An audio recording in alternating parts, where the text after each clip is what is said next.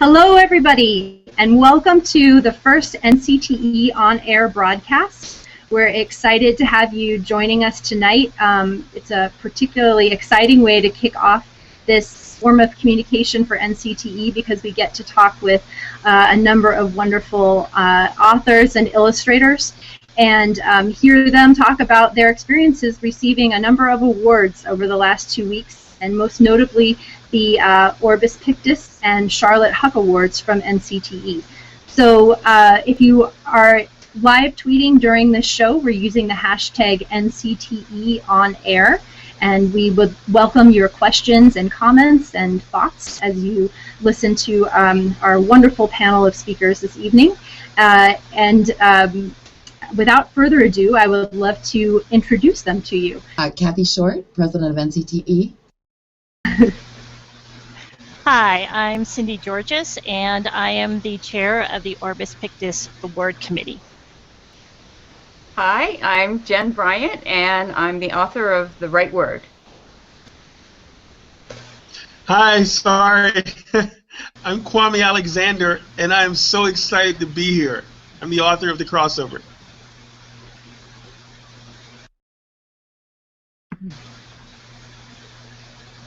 Hi, I'm Cece Bear. Nice to see everybody.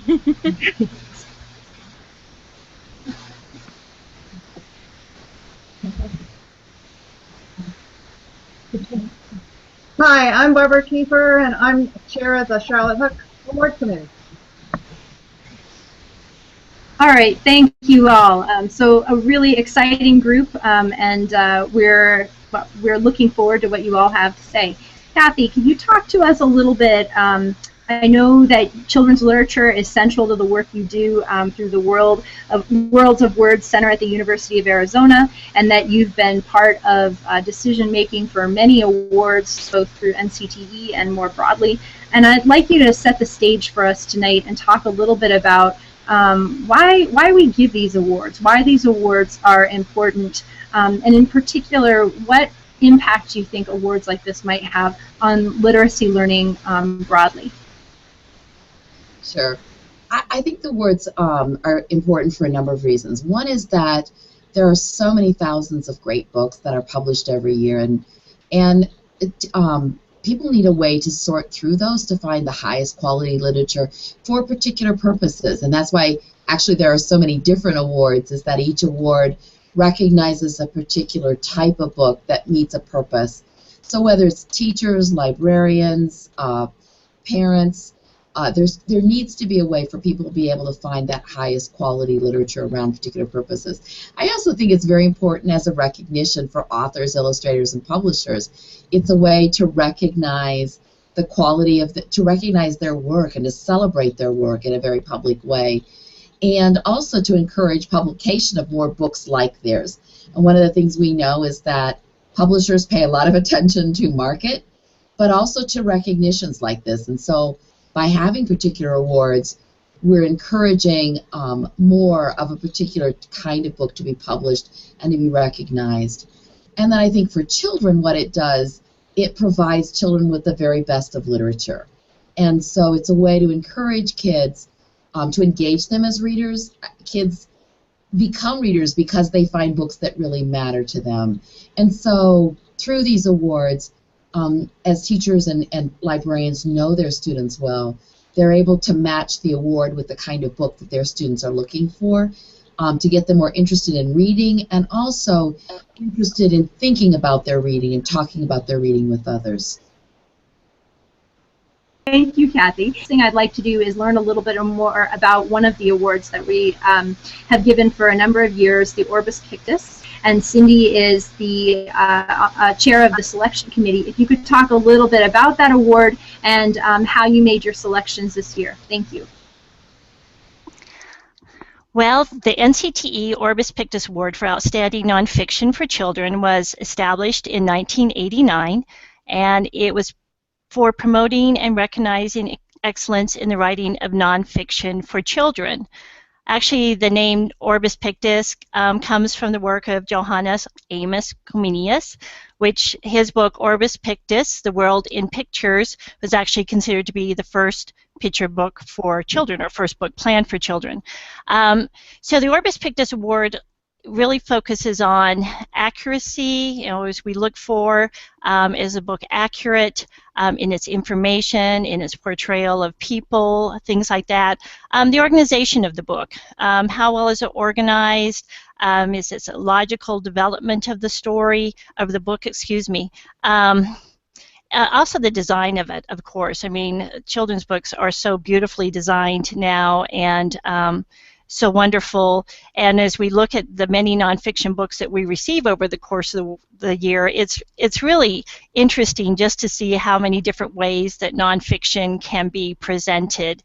And then, of course, the style of the book, the writing style, the illustrations, all of those things we look at in consideration for the award. And I think really important as well is looking at the sources, and we look at the back matter for the books, and has the author and the illustrator provided information about where that those sources were, and you know, sources for quotes and different things like that. So you know, we feel it's a very prestigious award, and it was really the first awards given for nonfiction and preceded other awards, so we're so thrilled with it. So over the course of the year, the committee receives a variety of books sent to us by publishers. We read voraciously. We learned a lot over the course of the year about a lot of different topics in science and about people, and so when we come together, I mean, I always leave the end of the year just knowing so much more about the world and about people and about history through this process. So it's an honor to serve on this committee. As we read, we kind of let each other know if there are books that we maybe should pay attention to, or kind of are kind of sticking out for us a little bit more than others. Then at NCTE, at the conference, we sit down and we try to narrow down the list of all the books that we've received so far. And we leave that, go back, we reread some more, we read the books that are submitted to the end of the year, and then in January we all sit down for a 3-hour chat about the books and talk about how they meet the criteria, and we have to kind of whittle that list down to 14 books, and then we vote on the books, and we vote on the first place, which has to have at least 6 of the 7 members of the committee vote for it for being the winner, and then the next book has to be, I believe it's 16 points, I believe, between the first and second, and then we decide on honor books, and we may go back and vote again on those. We have 5 honor books, and then we have 8 recommended books. So out of that 14 list of books, we have 1 winner and 5 honor and 8 recommended. And of course, our winner this year is The Family Romanov, Murder, Rebellion, and the Fall of Imperial Russia, written by Candace Fleming. We were just so impressed and engaged with the text, the story of Tsar Nicholas II, Empress Alexandra, their children, and just really given an overview of this very dysfunctional family, but also set against the poverty that was in Russia at the time, and how Tsar Nicholas just pretty much just ignored all of this. The book is well written, it's engaging, it's for all readers. I mean, I give this to a lot of adult friends, just say, because it's so fascinating. And Candace has woven in first-person accounts. There's captivating photographs that are really well produced on glossy pages, and she has like over 20 pages of source notes. So The Family Romanov is our Orbis Pictus 2015 Orbis Pictus Award winner, and I'm excited that we also have the author and illustrator of one of our honor books tonight as well. Yes, that's. I had a really wonderful adventure this morning when I got to go all over the city of DC collecting up books from all of you. And it's good news. These awards work because I had to go to many bookstores before I was able to find them. And the one that was actually very hard for me to find is this one, The Right Word, Roget and his Thesaurus. And it's a very hot commodity. I guess we really like words here in DC. But Jen Bryant and Melissa Sweet were the Orbis Pictus winners last year and our honor winners this year. And I was wondering if you could talk to us. Something that really struck me, particularly in looking through this book, was just how much is on those pages. There's so many little discoveries as you look through them. So talk to us a little bit about that book, and I would love to hear from each of you. What was something surprising that you learned as you were researching and putting it together? Well, there were really lots of surprises in Peter Mark Roget's life, but I have to go back to last year when we did the book on Horace Pippin, A Splash of Red. Peter Mark Roget in many ways was so different than Horace, but the subject came to me in the same way, both happy accidents, actually. I was researching a novel at the Brandywine River Museum when I stumbled onto the Horace Pippin painting there, and just the little sign beside the painting, and just a few sentences really started me on that very long, really decades-long journey of research into Pippin's life. In the same way, I mistakenly packed a thesaurus instead of a novel on a long car ride, and it was the only thing I had to read. This was before, cell phones. It was quite a while ago. But it forced me to look at the thesaurus in a way that I never had before. Instead of just quickly looking up a few synonyms for a sentence I was writing, it made me think what kind of a person would try to put all of knowledge into a single book, and how would he even begin to try and organize it. So both of those Orbis Pictus books came to me, really feels like the subject found me, so that the subject was a surprise. As far as Roget, full of surprises. He had his hand in every field, every subject. He was a voracious learner. He wrote about optics and botany, anatomy. He became a doctor by the time he was a teenager. He was painfully shy, but he found he loved to dance. So that was one of his social graces. He was a very, very good dancer. He studied all kinds of fields. He collected things. He lectured on things.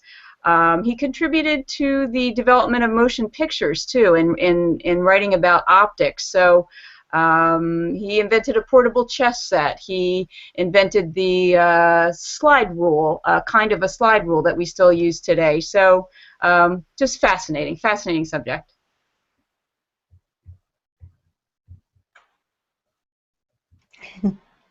Can you hear me? You can hear me?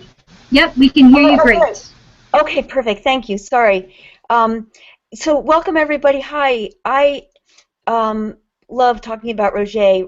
Jen gave a great overview, and when I got Jen's text, we had only spoken briefly about Roget, and then it's my job to kind of play catch up. So I read a wonderful biography by Joshua Kendall and went out to California to see his original thesaurus, which still exists in a private collection. So that was just kind of the beginning. And the trick in a book like this is that he is a writer, and that's a very quiet act. So how does the illustrator bring forth all that's happening? And really, it from early on, I realized that it was the content of his lists that would be the art, and the trick was to then create the content. So I got a hold of an original thesaurus and just kept writing and writing and writing the words I thought that were appropriate to his list at certain ages and where he was in his life, and then began to create the art really around those lists. So that's why it does feel very multi-layered. It is really multi-layered that way. Yeah, that's definitely definitely the experience. So I encourage you to rush out and try to find it, but not in DC. You'll struggle, at least for a couple weeks. Thank you both so much, and it's so exciting when I read a book and get lost in what's in the pages, and that definitely happened as I was reading that book today. You have to sort of put it down for a moment to then think that there were actually people who had to write it and illustrate it and put it together, and it's such an exciting experience to be able to talk directly to you and hear about how you came up with it. Next, we're going to go to Barbara. She's going to talk to us a little bit about a brand new award for NCTE, the Charlotte Huck Award. I'll let her talk a little bit about where it comes from and why we are awarding it this year for the very first time, and in particular talking a little bit about the unique selection criteria that I think is so fitting for the two authors we'll hear from tonight. Well, I think in main part it's due to Kathy Short's initiatives at NCTE that it came about, and I am so pleased that Kathy was able to do that. I studied with Charlotte. I graduated from Ohio State in 1982, and Charlotte was my advisor. So she has shaped my whole life in literacy and literature. Charlotte was unique at the time she began working in the 60s. She was in elementary education, and she really believed that if children loved to read, they would become lifelong readers and they would learn to read.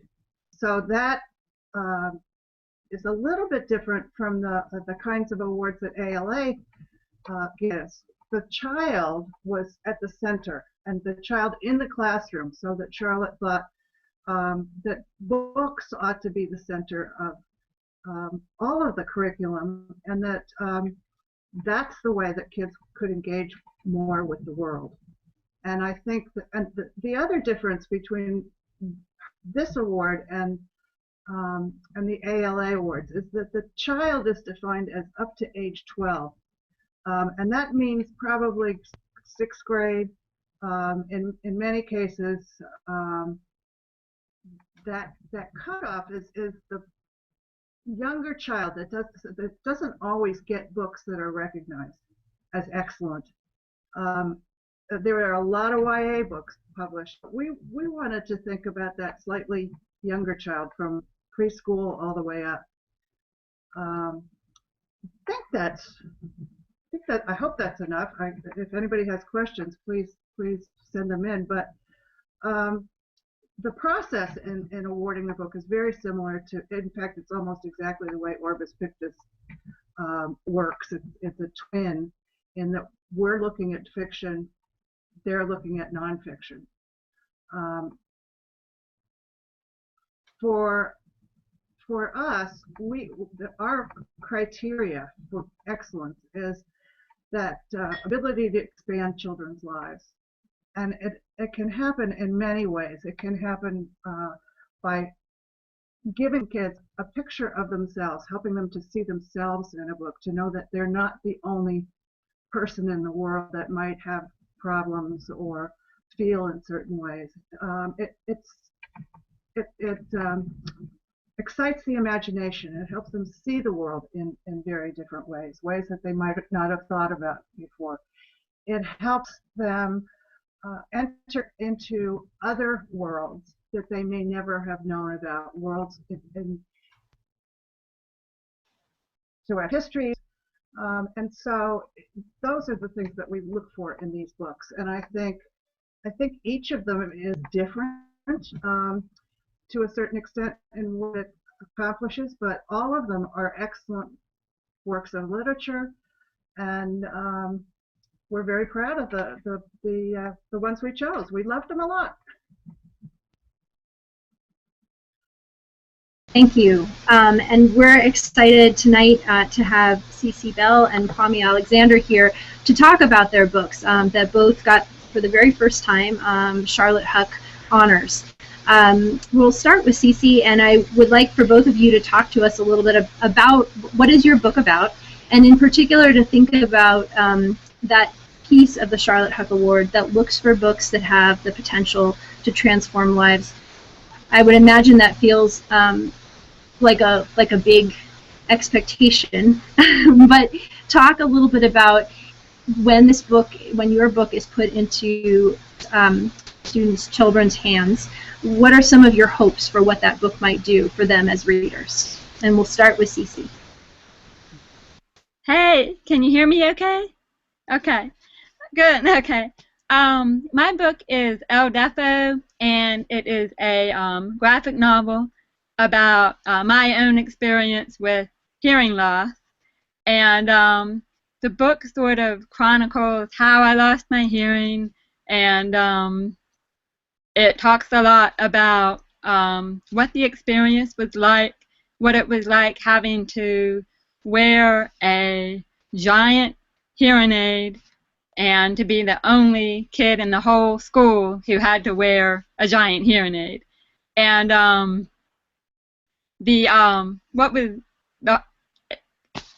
at a loss. It's been quite a week, and so I'm a little bit flaky. But it's all about how even though I am a deaf person and I can't hear without hearing aids, the giant hearing aid that I wore sort of transformed me into a superhero at school, because I could hear my teacher wherever she was in the entire school building.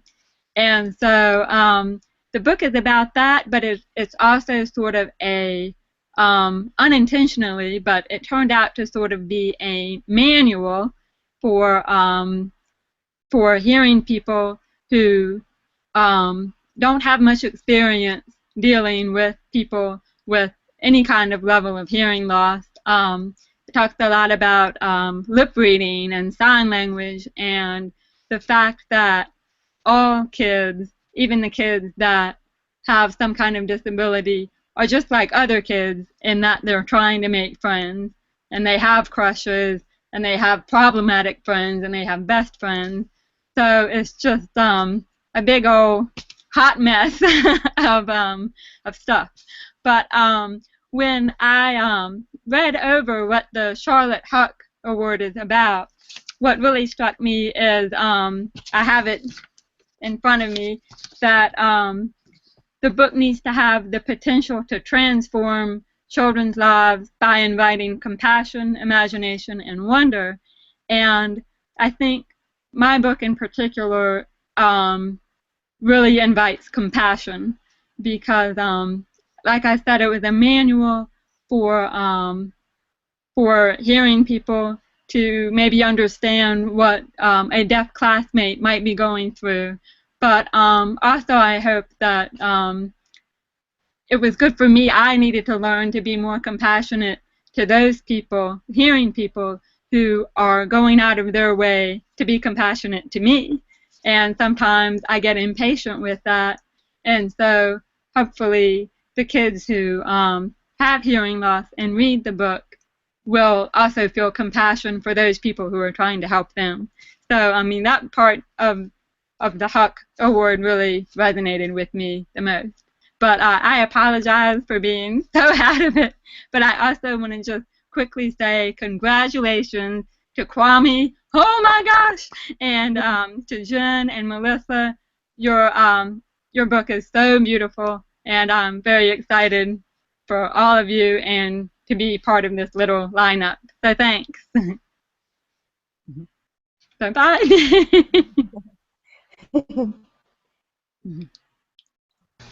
All right, so Kwame, we'll hear from you next. Thank you. Thank you so much, Cece.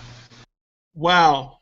I would like to, I guess, start by saying I have had this love affair with Jen and Melissa's books forever. And I'm a little starstruck right now. I'll tell you a quick story. And I like to talk, so I'm going to keep myself on a limit. But my daughter went to Montessori for 3 years, and the teacher told us that I asked why weren't they studying any artist of color, because they had Van Gogh and Monet and just some wonderful artists, and I was like, well, why aren't you studying any artist of color? And she's like, well, I don't know any.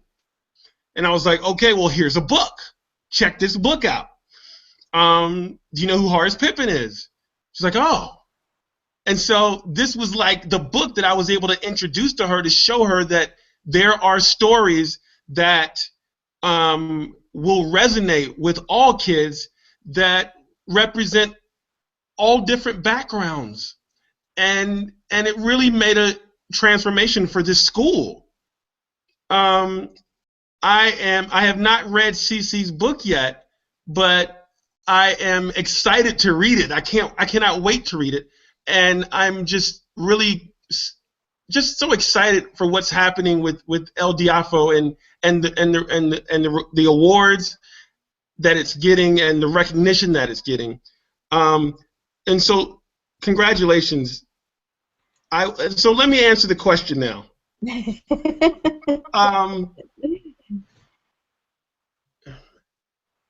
There was a young man in Minneapolis, Minnesota, who came to me on a school visit, and he said, Kwame, well, actually, he said it like this: yo, I don't even like books, but I couldn't put yours down.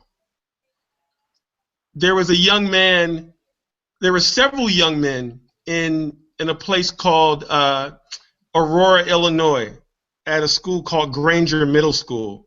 And they had been doing their mock Newbery, and they've done it for a couple years. And pretty much each year, the books that win are the books that the girls like. And it's not that there's anything wrong with that, but the boys were sort of left out of the process. And so this year, it was so cool because the book that they chose was the crossover, and the reason it won was because all the boys voted for it. And it was just really amazing to see these boys come together like under the guise of literature and their excitement. And so yesterday, I Skyped with them, and they were just so full of joy. And so what do I think? How do I feel about the Charlotte Huck Award? I am honored and humbled. And when I set out to write this book, true story, the idea was to write a book that was going to impact the lives of young boys in particular and young people in general who weren't interested in reading. And that impact, my hope, was that they were going to now be interested in reading to some degree, at least a degree more than they were before they picked up the book. And so that's what I set out to do. And by receiving this honor, my assumption is that it worked somewhat.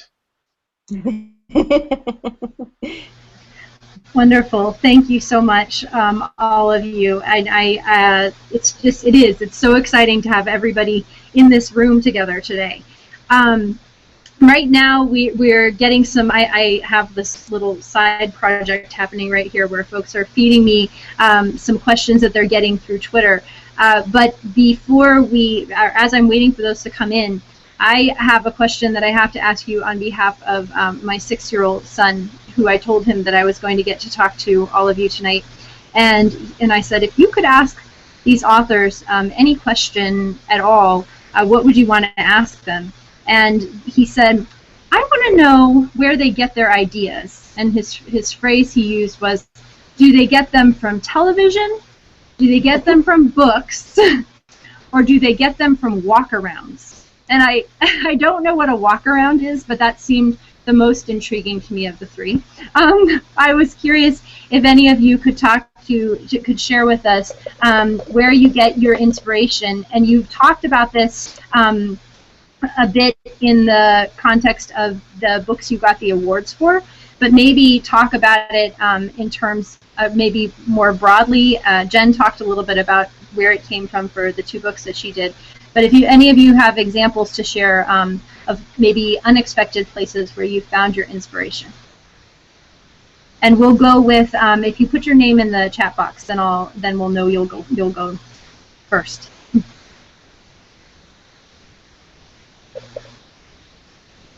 All right, great. Cece. Hey, okay. I think I love the walk around. that's perfect, because that's actually when most of my ideas do come to me, is when I'm walking. And there's something about walking and exercise that just gets everything going. And anytime I have a really good idea, or at least I think it's a good idea, I will write it down on a piece of paper, and then just shove it away in a drawer somewhere. And then when I feel ready to accept the idea, I just go through that drawer, stick the pieces of paper together. Sometimes it works and sometimes it doesn't, but it's just somehow that just really gets me going. But walking, definitely. But that's what I have.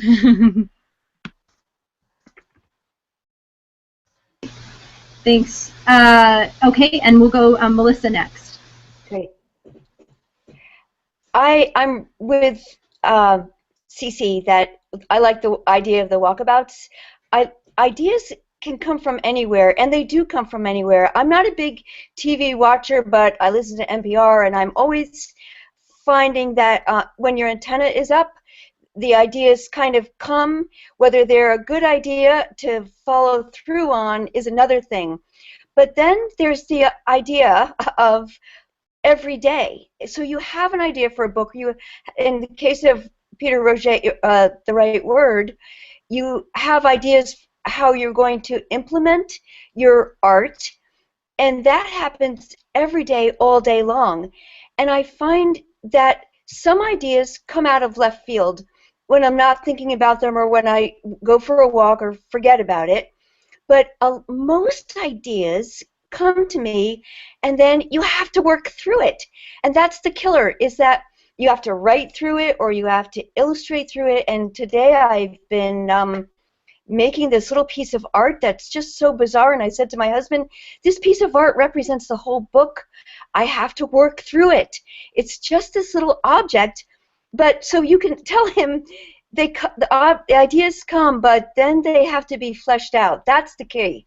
That's, I think, the big part of it. Yeah. Thanks. Thank you. I think that's that's a wonderful message. Both of your messages are so good to hear, because I think a lot of times when children are reading these books, if they have that moment where they pause and they think about the authors, there's this assumption that all the ideas are already there, and they just sit down and put them on a page and they just still write out. But I think it's so wonderful for young people in particular to learn about the process, that the creating process that you go through, the making process that you go through in creating these works of art. All right. I have another question for you, and this question, I know from reading your various bios that this is something that you're all involved in different ways. But I wanted to know a little bit about the tie-in between the work you do as authors and illustrators creating these books, and the work that you do in the communities in which you live, in which you go and share these books, to talk about the idea of literacy and building hungry, curious, voracious readers all around you with these pieces that you create. So I wonder if you could talk a little bit about the ways in which you see the work you do with your writing and your creating of these books impacting literacy. And it doesn't just have to be with your books, because I know, for example, Kwame, that you actually have some programs that you run that address this very idea. So I wonder if you could just talk a little bit and share that piece of your work with our audience, because they may not necessarily know about these other lives that you live, where you're inspiring other young authors and writers, not just through your books. And we'll go the same way. If you put something in the chat box, I'll know that you'll be the next person to talk. All right, we'll go with Kwame first. So the notion that you have another life, or you're exploring other lives, I don't know if I would phrase it like that. I tend to think that this writerly life, this being a writer, it's more than sitting in a room and writing. It's more than sitting in Panera Bread like I was doing last week finishing a book. That's a part of it. But the other part of it is, if we're going to write authentic characters, if we're going to tell real stories about the world and hopefully impact young people, then we have to be out in the world and we have to be impacting young people. And we have to be impacted by young people. And so I feel that being a writer incorporates teaching. It incorporates being an activist, whatever that means for you. It incorporates travel.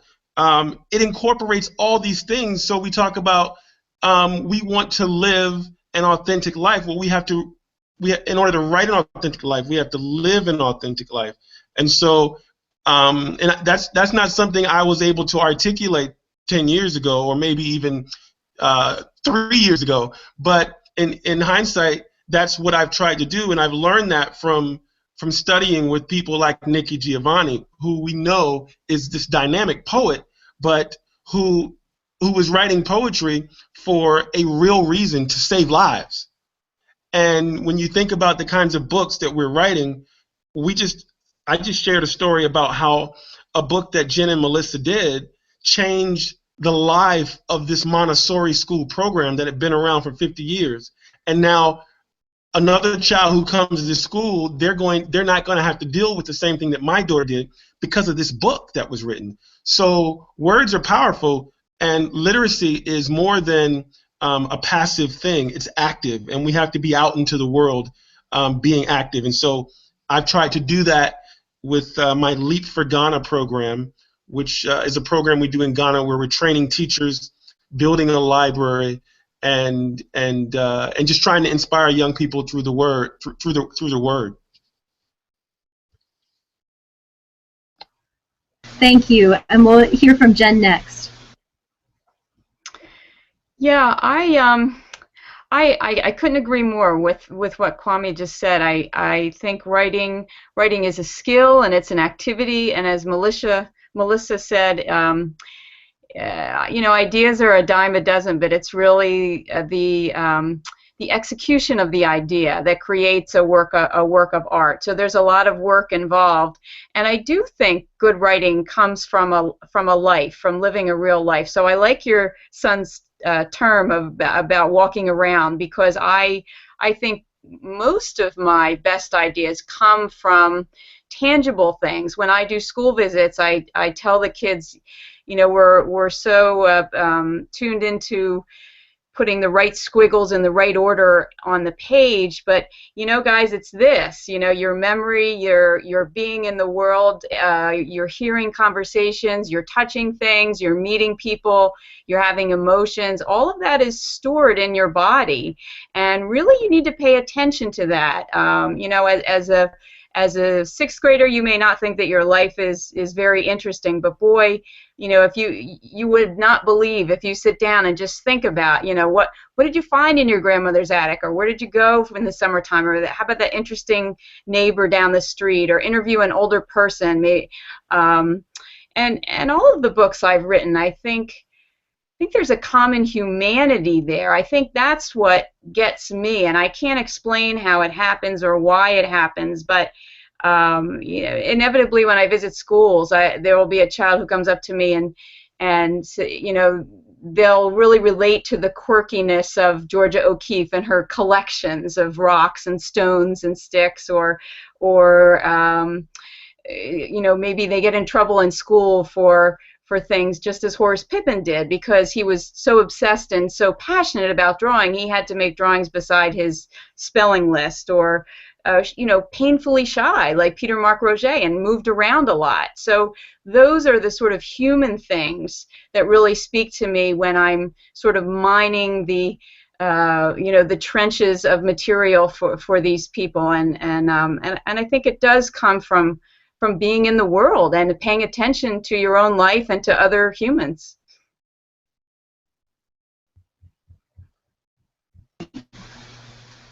Thank you all. I wanted to see. Oh, great, perfect. I wanted to check with some of our award committee folks and see that they, like me, have been enjoying listening to all of you talk about your craft. And Barbara, we'll have you go next, and then Kathy after that. I just want to say thank you for giving us this time and this wonderful conversation when I know your lives are very, very busy. And just best of luck to you. Thank you. When I was working with first graders, one of the things that they thought that books were simply produced by machines. And it wasn't until, they just kind of run them off. But it wasn't until I started really introducing them to authors and illustrators that they really connected with books. And this conversation really reminded me, these reasons that these books do have the potential to transform lives is because you first allowed that idea to transform you. That it was your connection to the ideas and the story, the power of the story in that book, that also then allows your readers to connect and transform their own lives.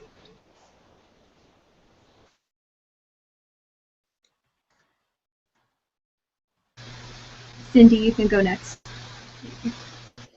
Thank you. And I also want to express my thanks to the authors and illustrators tonight. I just feel like I'm so fortunate that I get to serve and chair this committee, and it's like Christmas every day when I get this box of books, and what you give us are these incredible gifts, and they're long-lasting gifts, and they do impact children's lives, whether it's by transforming their lives or informing their lives. But again, I want to express my thanks to all of you award-winning authors and illustrators for your incredible, incredible work. Thank you. All right, Melissa? I just wanted to add that I think the caliber of these awards too brings these books into kids' lives much more. It wasn't that long ago that a nonfiction book wouldn't have really been we wouldn't have had the freedom to do them the way we're doing them now, and I think that makes a very big difference. And I think one of the most exciting things when I'm working on these books is that you do find these people are humanized, and you find their foils and fears and difficulties, and that's what we all relate to, as much as that great thing that they did. So I feel like the luckiest person on the planet that we're able to do these books, and so grateful for this recognition. Thank you.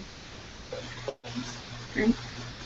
Well, thank you all so much. Again, I echo what everyone has said, that we really appreciate you taking the time to talk with us. I think working for an organization that supports literacy educators, we spend, and our members spend 365 days a year thinking about reveling in the power of words. And I think what's so exciting to me about these awards is that it gives us an opportunity to shout from the mountaintops and say thank you to the people who make those words so powerful. So thank you for spending this evening with us, and we look forward to many more reading adventures with you. I know that my library has grown quite a bit from getting to know you, and I imagine that will be true for many of our listeners as well. So thank you so much for joining us tonight.